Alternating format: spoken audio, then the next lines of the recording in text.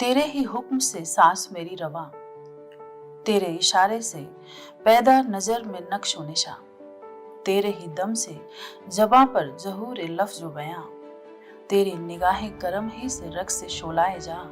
तेरा गुलाम नहीं तो और क्या हूं मैं। तेरी ही बात से बढ़ती है बात बात मेरी, तेरा ही नाम तो है सारी कायनात मेरी, तेरा ही जिक्र मुकर्रर तो है हयात मेरी, तेरे ही यादें मुसलसल का रूप जात मेरी। तेरा गुलाम नहीं तो और क्या हूं मैं। तेरे ही कदमों में रौनक फरोज हर दो जहां, यही अदब से झुकाए हैं सर मकान जमा, यहीं से होता है सबको हसूल अमन व अमा। मैं छोड़कर तेरे कदमों को जाऊं भी तो कहां। तेरा गुलाम नहीं तो और क्या हूं मैं। यकीन और जोर अकीदत यहीं से मिलता है, जुनून इश्क और मोहब्बत यहीं से मिलता है, शऊर राज हकीकत यहीं से मिलता है, सरूर कैफ मुसर्रत यहीं से मिलता है। तेरा गुलाम नहीं तो और क्या हूं मैं। तेरा गुलाम नहीं तो और क्या हूं मैं। आज के युग को ऐसे सन्यासी की जरूरत है जो जीवन की प्रगाढ़ धारा के बीच खड़ा हो जाए, जो जीवन को छोड़कर न हटे न भागे। इसका यह मतलब नहीं है कि जो अंतर्मुखी हैं उनको भी मैं खींच कर कहूंगा कि वे भी जीवन की धारा में खड़े हो जाएं। नहीं, पर वो न के बराबर है। उन्हें खींच कर खड़ा करने की कोई जरूरत नहीं है। वे भी पहुंच सकते हैं अपने मार्ग से, लेकिन उनके मार्ग से युग नहीं पहुंच सकता है। यह जो विराट आज का युग है, इस बाहर संलग्न युग की धारा को अगर धार्मिक बनाना हो तो धर्म को अंतर्मुखी सीमाओं को तोड़कर कर्म के बहिर्मुखी जाल में पूरी तरह छा जाना होगा। अगर हम कर्मठ सन्यासी पैदा कर सके तो ही इस युग को प्रभावित करेगा। अगर हम ऐसा सन्यासी पैदा कर सके जिसका चिंतन, जिसका मनन, जिसका आचरण, जिसका समस्त जीवन कर्म के जगत को भी रूपांतरित करता हो, ट्रांसफॉर्म करता हो, जो आंतरिक क्रांति से ही नहीं गुजरता हो, जो बाहर जीवन में भी क्रांति का उद्घोष करता हो, तो हम इस युग को धार्मिक बना पाएंगे। ये उद्घोष हैं ओशो के, और ऐसे ही एक सन्यासी की कहानी हम शुरू करने वाले हैं, स्वामी आनंद वैरागी। उनकी यह किताब उनके शरीर छोड़ने के बाद प्रकाशित हुई, ओशो के गांव में, ओशो की छांव में, 2009 जुलाई में। 2006 3 जनवरी को उन्होंने शरीर छोड़ दिया था, जिसका उनके शरीर छोड़ने के बाद संयोजन और संपादन स्वामी अंतर जगदीश ने किया। संकलन में स्वामी गोविंद चैतन्य, आनंद हरत और मां ध्यान सरिता ने सहयोग किया। और आभार है स्वामी आनंद भारती, सत्यार्थ भारती और वितराग भारती का। स्वामी जी की इस किताब को हम शुरू कर रहे हैं, ओशो के गांव में, ओशो की छांव में। 21 अध्याय हैं इसके। शुरू करते हैं। पहले प्रवेशिका। कदम रखना संभल कर महफिल रिंदा में ए जाहिद, यहां पगड़ी उछलती है, कहते हैं मैखाना इसे।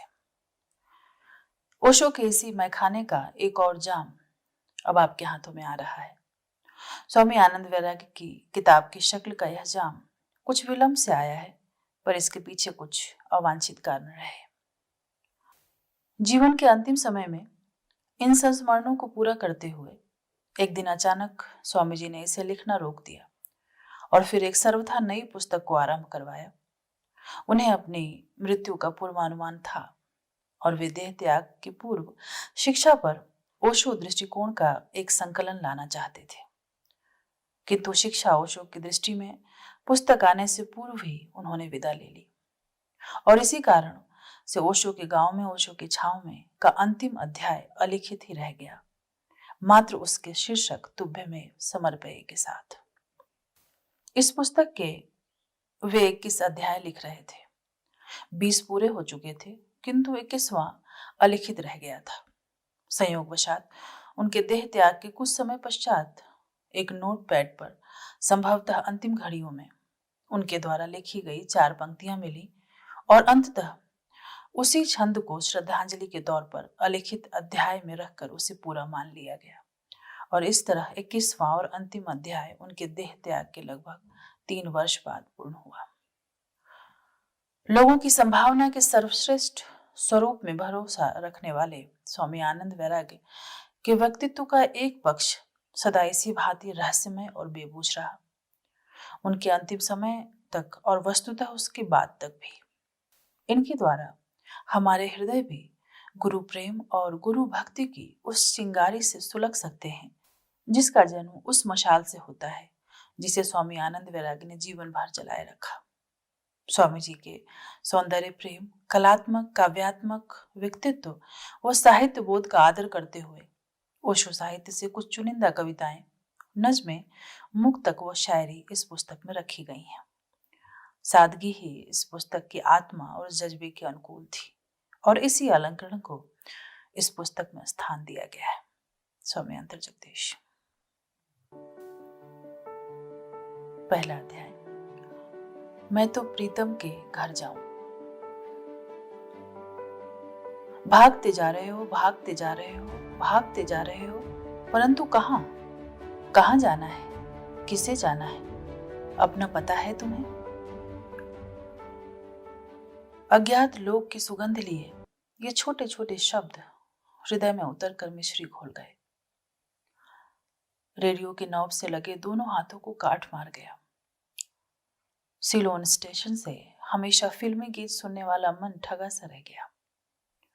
वक्ता ने आगे एक छोटी कहानी द्वारा उपरोक्त बातों को समझाया। इसके बाद पटना रेडियो स्टेशन के उद्घोषक की आवाज आई। आज के चिंतन कार्यक्रम में अभी आप आचार्य रजनीश को सुन रहे थे। अब इसी ध्वनि के साथ मैं चुंबकीय जगत से वापस लौटा, परंतु उमड़ते घुमड़ते मथते मन को लिए हुए, जैसे उन शब्द बाणों ने हृदय को बेध डाला हो। भावुक हृदय किल्लोल करने लगा। 18 वर्षीय अबोध बालक ने जैसे बिछड़ी मां की आवाज सुन ली हो। कौन है ये आचार्य रजनीश? कहाँ रहते हैं?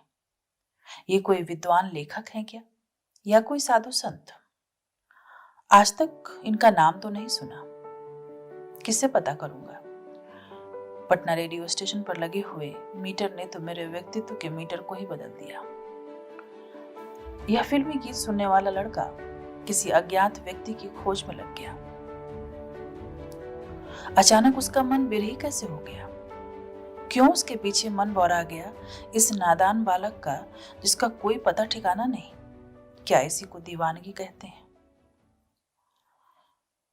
उपरोक्त घटना मेरे ननिहाल एक तारा गांव की है, जहां शहर के कॉलेज से मैं छुट्टियां बिताने आया था।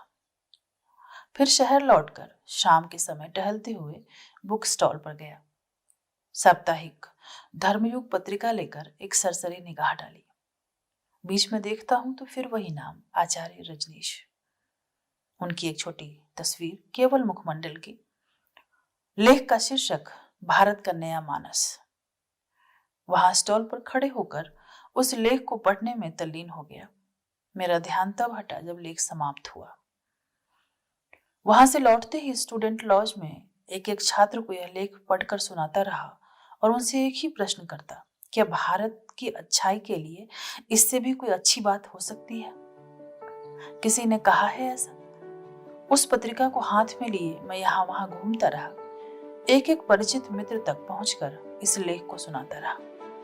एक ही ख्याल आता कि ये चाहे संत हो या लेखक, इन्हें जीवित जरूर होना चाहिए। इनसे मुझे मिलना है, फिर कैसे भी इनका पता लगा ही लूंगा। चूंकि उस समय में महाकवि निराला, रविंद्रनाथ, सुमित्रा नंदन पंत आदि लेखकों कवियों की रचना पढ़ने के क्रम में उनकी बड़ी बड़ी बालों और दाढ़ी की तस्वीरें देखा करता था। यह घटना 1970 की है। उस समय मैं बिहार प्रांत के मुजफ्फरपुर शहर में पढ़ता था। वहां कल्याणी बाजार में एक पुस्तक की दुकान सरस्वती पुस्तक भंडार थी, जहां से मैं साहित्यिक एवं आध्यात्मिक पुस्तकें खरीदता रहता था। इस बार ननिहाल से शहर आया तो अगले ही सायकाल टहलने के क्रम में उस दुकान की ओर गया। उस विक्रेता ने वहां पहुंचते ही कहा, इस बार मैं आपके लिए एक नए लेखक की कई पुस्तकें लाया हूँ, आप जरा इन्हें भी पढ़कर देखिए। मैंने पूछा, क्या नाम है लेखक का? उन्होंने बताया, आचार्य रजनीश। मैंने सोचा यह भी खूब रही, गांव में रहा तो रेडियो से आचार्य रजनीश, अभी शहर आते ही कल पत्रिका खरीदी, उसमें भी आचार्य रजनीश का लेख, अब आज पुस्तक की दुकान वाले भी दे रहे हैं आचार्य रजनीश। उन्होंने पतली पतली पुस्तिकाएं मुझे दे दी और फिर आगे भी कुछ पुस्तक देंगे ऐसा आश्वासन दिया। लौटकर पढ़ने बैठा और सारी पुस्तकाएं समाप्त करके ही रात सोने गया। फिर पुस्तकों का क्रम जारी रहा। पढ़ते हुए उनका परिचय भी मिल गया था और कहाँ रहते हैं, क्या करते हैं आदि बातें युक्रांत और ज्योतिशिखा पत्रिका के माध्यम से जानता गया। इस बीच जिन खोजा तिन पाइयां, महावीर मेरी दृष्टि में, गहरे पानी बैठ, मैं कहता आंखन देखी, समुद्र समाना बूंद में, घाट बुलाना घाट बिनु, नव संन्यास आदि पुस्तकें पढ़ता चला गया। मार्च 1973 दरभंगा रेलवे स्टेशन के प्लेटफॉर्म पर पहली बार मैं उनके शिष्यों से रूबरू हुआ। भगवे वस्त्रों में, वस्त्र के ऊपर ही गले में माला, माला में भगवान श्री रजनीश की तस्वीर की लॉकेट लगाए कुछ सन्यासी मुझे दूर से ही दिखे। मैं अपनी बहन की शादी के सिलसिले में कहीं जा रहा था। उन सन्यासियों में दो चेहरे मुझे उनके करीब ले गए। एक मां आनंद मधु, ओशो की प्रथम शिष्या, एक गतिशील प्रौढ़ा सन्यासिनी, सिर में भगवा साफा बांधे हुए, और दूसरे युवा सन्यासी स्वामी वैराग्य अमृत, जिनके नाम से स्वामी वैराग्य अमृत कीर्तन मंडली को ओशो ने बिहार की यात्रा पर भेजा था। मैंने मां मधु से प्रश्न किया, आप भगवान श्री रजनीश के सन्यासी हैं ना? उन्होंने प्रश्न में ही उत्तर दिया, आप कैसे जानते हैं? मैंने एक पुस्तक को उनके सामने रख दिया, ताओ उपनिषद प्रथम भाग, जिसे मैं मधुबनी से पढ़ता आ रहा था। उस पुस्तक को हाथ में लेते हुए उन्होंने सारे सन्यासियों को उस पुस्तक को देखने के लिए बुलाया। वे लोग इस बीच यात्रा पर थे जब इसका प्रकाशन हुआ। उस पुस्तक संस्करण में कुछ तस्वीरें भी थी। एक तस्वीर उलटने पर स्वामी वैराग्य अमृत ने मां भगवती की तस्वीर को दिखाते हुए नाम लिया। इस पर मैंने उन्हें बताया, वह तो मर चुकी। इसे सुनकर वे सभी अचंभित रह गए। एक ने कहा, विद्यार्थी आप कैसे जानते हैं? फिर मैंने उन्हें युक्रांत और ज्योतिशिखा पत्रिका से अपना संबंध बताया। फिर वैराग्य अमृत ने पूछा, आप कहाँ के रहने वाले हैं? मैंने मधुबनी बताया। हम लोग भी तो इस ट्रेन से मधुबनी ही चल रहे हैं, आप भी चलिए। मैं किसी जरूरी काम से बाहर जा रहा हूँ, परंतु कल आपके कार्यक्रम शुरू करने तक मैं जरूर लौट आऊंगा। यह कहकर मैं विदा हुआ और उनकी गाड़ी मधुबनी की ओर चल दी। मधुबनी लौटकर मैंने सारे ध्यान कार्यक्रमों में भाग लिया और यह जानकारी भी हासिल हुई कि अक्टूबर 6 से 13 तक कठोपनिषद पर चर्चा के दौरान भगवान श्री रजनीश माउंट आबू पर्वत राजस्थान पर ध्यान शिविर लेंगे। उसी समय मैं short hand type writing commercial institute प्रारंभ करने की तैयारी कर रहा था, जो 5 अप्रैल को प्रारंभ हो गया। इसी के साथ यह भी तय किया कि अपनी कमाई का पहला पैसा उस शिविर शुल्क के रूप में व्यय करूंगा, और ऐसा ही हुआ। 1973 मई जून का महीना रहा होगा जब मुझे भी श्री उपेंद्र लाल दास स्वामी योग प्रेम के रूप में मिले। ये वही सज्जन थे जिन्होंने मार्च में स्वामी वैराग्य अमृत कीर्तन मंडली की सारी व्यवस्थाएं की थी और मार्च में ही ओशो के किसी ध्यान शिविर में चले गए थे। वहां उन्होंने संन्यास भी ले लिया था, परंतु भगवा वस्त्र पहनने का साहस नहीं जुटा पाए थे। अपनी शर्ट के भीतर से माला निकालकर उन्होंने दिखलाई। मैंने उन्हें बताया कि मैं भी अक्टूबर वाले शिविर का शुल्क भेज चुका हूं, परंतु अभी तक मैंने पटना तक की भी यात्रा नहीं की है। अगर कोई अनुभवी शिविरार्थी जा रहे हों तो मैं भी उनके साथ जाना चाहता हूं। उन्होंने बताया कि पटना से स्वामी आनंद समर्थ, जो ओशो मूवमेंट में प्रमुख हैं, वे भी जाएंगे और उनके साथ और भी सन्यासी और शिविरार्थी जा रहे हैं। मैं बहुत प्रसन्न हुआ और बिहार के किसी प्रमुख सन्यासी के संग मेरा जाना हो सकेगा, यही वो विषय है जिसके कारण यात्रा के कुछ विवरण भी रख रहा हूं। पटना से गाड़ी रवाना हुई। उस कोच में करीब 10-20 सन्यासी एवं शिवरार्थी चल रहे थे। चूंकि मैं 21 वर्षीय कॉलेज स्टूडेंट था, अतः किनारे पर ओशो की एक किताब लिए भावना में बह रहा था। आज मैं सौभाग्य से उस दहलीज पर आ गया हूं जहां भगवान श्री रजनीश के दर्शन होंगे। भगवाधारी सन्यासियों के साथ यात्रा करने का सुअवसर मिला।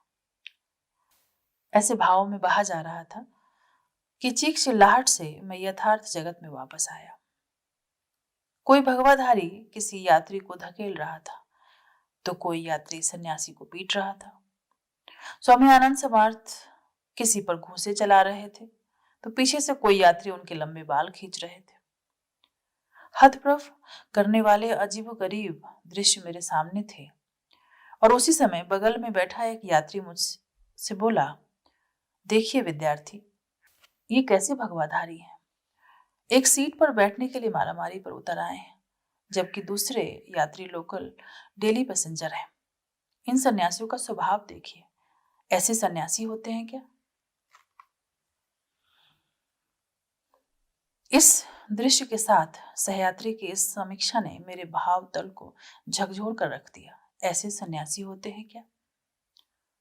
उसी ट्रेन की एक और छोटी घटना भी कभी कभार कुछ कह जाती है। अगली प्रातः हम ट्रेन में थे। नित्य क्रिया से निवृत्त होकर मैं फिर ओशो की किसी पुस्तक में खोया था कि एक सन्यासी ने मैसेज दिया, स्वामी आनंद मैत्रेय, ओशो के प्रमुख शिष्य जो ओशो के निवास लाओत्से हाउस में ही रहते थे, आपको बुला रहे हैं। मैं उनका नाम भली भांति जानता था। उनके पास गया और प्रणाम करके बैठा। बैठते ही उन्होंने कहा, कल संध्या से कई सन्यासी आकर मुझसे बोल गए हैं कि एक छात्र मधुबनी से जा रहा है, वह भगवान का बहुत काम करेगा, और अब मैं भी कहता हूं कि तुम भगवान का बहुत काम करोगे। उनके कथन पर चिंतन तो नहीं कर सका, न कोई उत्तर ही दिया, परंतु यह सुनना मुझे बहुत अच्छा लगा। ओशो को पहली बार देखते हुए बार बार एक ही ख्याल दोहराता रहा, क्या सही में मैं भगवान रजनीश को देख रहा हूं? वास्तव में मैं उनके सामने बैठा हूं? वह जो दिखाई पड़ रहे हैं मानव आकृति में, वह सही में मानव है? उनका वह ज्योति रूप मनुष्य का रूप है? उद्घाटन प्रवचन पूरा हुआ। वे मन से विदा हो गए। क्या सच में मैंने उन्हें देखा? उस उद्घाटन संध्या का दर्शन जीवन की थाती बन गया। शिविर स्थल पर सारे शिविरार्थी आ चुके हैं। सभी की नजरें सामने खाली मंच पर हैं। ओशो आने वाले हैं। इससे पहले कि ओशो आए, मंच के पास माइक लेकर मां आनंद मधु आई। उन्होंने हमें ओशो का संदेश सुनाया। मदन कुंवर पारीख पिछले कई वर्षों से अपने को ओशो के पिछले जन्म की मां बताती रही थी। ओशो ने काफी पत्र भी उन्हें लिखे, जो क्रांति बीज पुस्तक के रूप में हमारे सामने है। आज पहली बार ओशो ने उनके कथन को सत्य कहा है, और अभी अभी मंच पर आते ही वे सारे शिविरार्थियों के सामने उन्हें संन्यास देंगे। उनका नाम दिया है मां आनंदमयी। यह सुनकर सारा वातावरण रहस्यमय आह्लाद से भर गया। थोड़ी देर तालियों की गड़गड़ाहट के बाद मंच पर ओशो आए। साथ ही पूर्व जन्म की मां भी मंच पर आई। ओशो ने तुरंत उनके गले में माला डाली, और जब तक मां अपने गुरु के चरण स्पर्श करती, ओशो ने झुककर 3 बार मां के चरण स्पर्श किए। इस दृश्य ने सारे शिवरार्थियों के हृदय को चीर डाला। एक सामूहिक चीत्कार निकली, आंखें खुली की खुली रह गई। एक अनजान बिजली कौंध गई सबकी आंखों के सामने। एक तपस्वी गंगा जिसके पैर पखारती रही है, इसके चरणों पर सारी प्रकृति लौटती रही है। नंगे बदन पर सफेद चादर डाले, हिमाच्छादित हिमालय की गरिमा लिए प्रकट था। वह हिमालय किसी के सामने झुक गया तो क्या होगा? जैसे भावुकता का झोंका तूफान एक बवंडर आया और सारे शिवरार्थियों को ऊंचे आकाश में उड़ा ले गया। वे इस पृथ्वी के अंग न रह गए हों, जैसे ऊंचाई में तारों की दुनिया में खो गए हों। इस आंख ने यह दृश्य भी देख लिया। तेरी कृपा अपरंपार है। चिटपुट एक दो छोटी घटनाएं मर्मर्शी और उत्तेजनात्मक रही।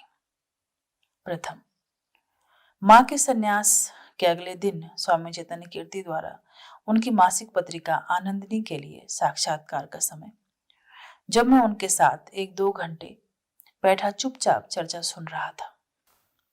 द्वितीय, शिविर प्रारंभ होते ही जयंती भाई, स्वामी सत्य बोधिसत्व, ने माइक से सभी को सूचना दी कि अब तक हम ओशो के माइक के पास अपना माइक रखकर अपने टेप रिकॉर्डर से उनके प्रवचन टेप कर लेते थे, परंतु इस काम को अच्छे ढंग से किया जाए इसके लिए आवश्यक निर्देश दिए गए हैं, जिसके अनुसार आप अपने टेप का प्रयोग न करें।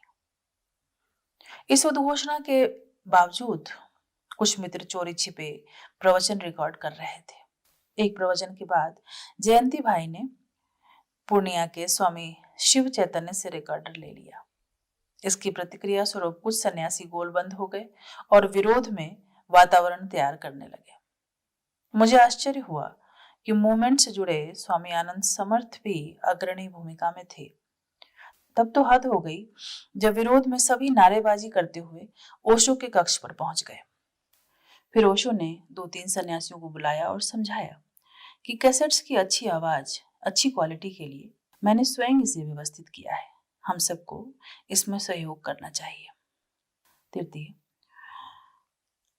कार्यकर्ताओं की एक मीटिंग बुलाई गई, जिसके संदर्भ में मां आनंद मधु ने शिवरार्थियों को ओशो का संदेश सुनाया। भगवान ने कहा है कि उनका काम करना भी एक साधना है, इसीलिए जो मित्र इस साधना को करना चाहें अपना नाम दे तथा मीटिंग में आए। उपरोक्त कथन सुनकर मेरे अंदर बड़ी तीखी प्रतिक्रिया हुई। सारे साधु संत अपना काम करवाने के लिए भोले भाले लोगों का ऐसे ही शोषण करते हैं। ध्यान साधना है और काम काम। इस सच को सामने रखकर ऐसे ही वे काम नहीं करवा सकते क्या? इसके लिए धार्मिक मुलम्मा चढ़ाना जरूरी है। शोषण के लिए यहां भी वही हथकंडा। यह तीखी प्रतिक्रिया करने वाला उस समय यह नहीं देख पा रहा था कि इसे समझाने के लिए उसे कैसे तमाचे लगेंगे। अभी मात्र 2 ही साल हुए थे पूरे प्राणों से ध्यान को करते हुए। दिसंबर 75 की पूना की घटना है।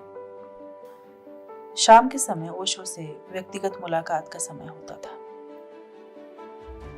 लाउड से हाउस के बरामदे में उनसे मिलना होता था। मैं भी गया।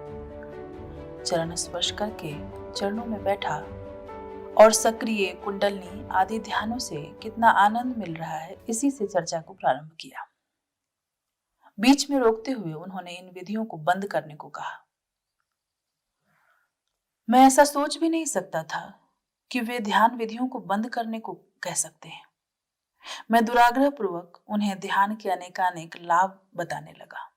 मूढ़ता ऐसी भी होती है, जो इस ध्यान के जन्मदाता हैं, सद्गुरु हैं, उसे ही उन ध्यानों का लाभ बताता जा रहा था। उन्होंने मुस्कुराते हुए करुणापूर्ण आंखों से मेरी ओर देखा और आदेश दिया, बहुत अच्छा लगेगा, परंतु नहीं करना है। इस आदेश को सुनकर मैं चुप रह गया, पर अंतःस्थल में पीड़ा की कसक को स्पष्ट अनुभव कर रहा था। आज इस घटना के 25 वर्ष पूरे हो गए और साथ ही एक ही साधना, ओशो का काम और कोई ध्यान विधि नहीं। अक्टूबर 73 की उस तीखी प्रतिक्रिया का क्या हुआ? क्या अब भी मैं कह सकूंगा ये लोग कैसे शोषण करते हैं, अथवा यहां भी वही हथकंडा? क्या अब मैं ऐसा कह सकता हूं? जीवन जब तक अनुभव से ही न गुजर जाए, मानसिक प्रतिक्रिया ऐसा ही क्षणिक एवं अनुभवहीन होती है।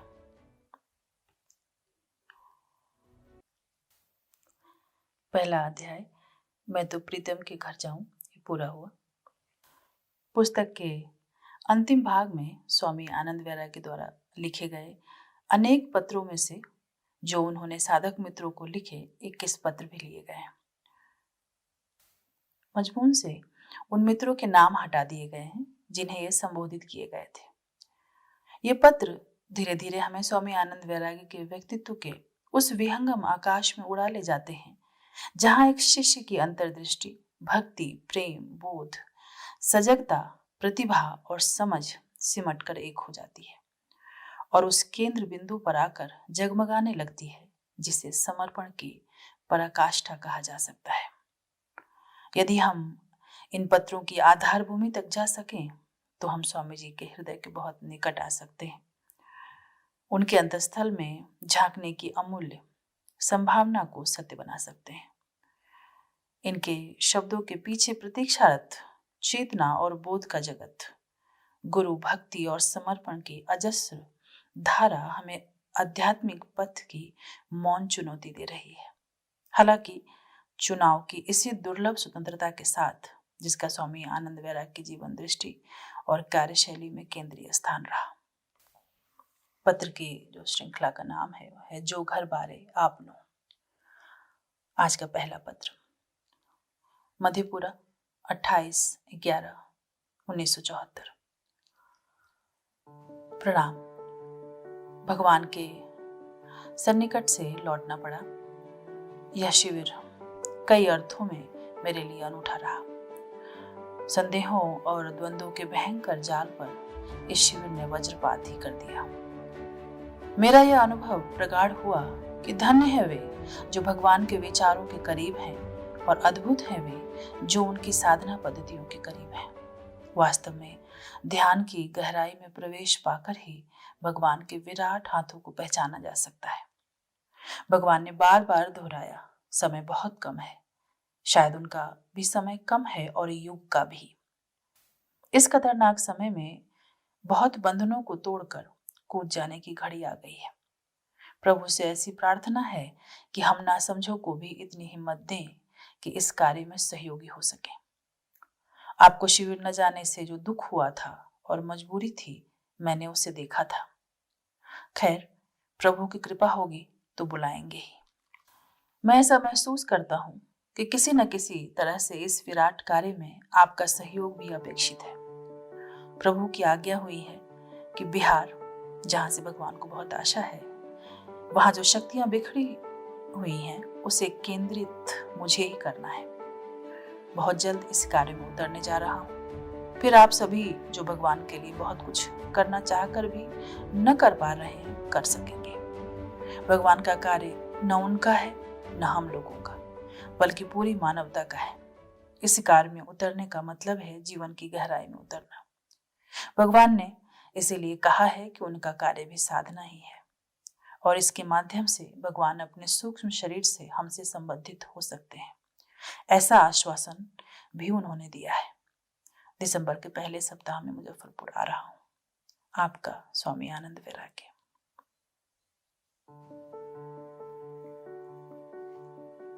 हम तेरी चाह में है यार वहां तक पहुंचे, होश ये भी न जहां है कि कहां तक पहुंचे। वो न ज्ञानी न ध्यानी न बिरहमन न वो शेख, वो कोई और थे जो तेरे मका तक पहुंचे। खोल दिए पाल, छोड़ अपने पतवार सभी, होकर सवार प्यारे सद्गुरु की नाव में।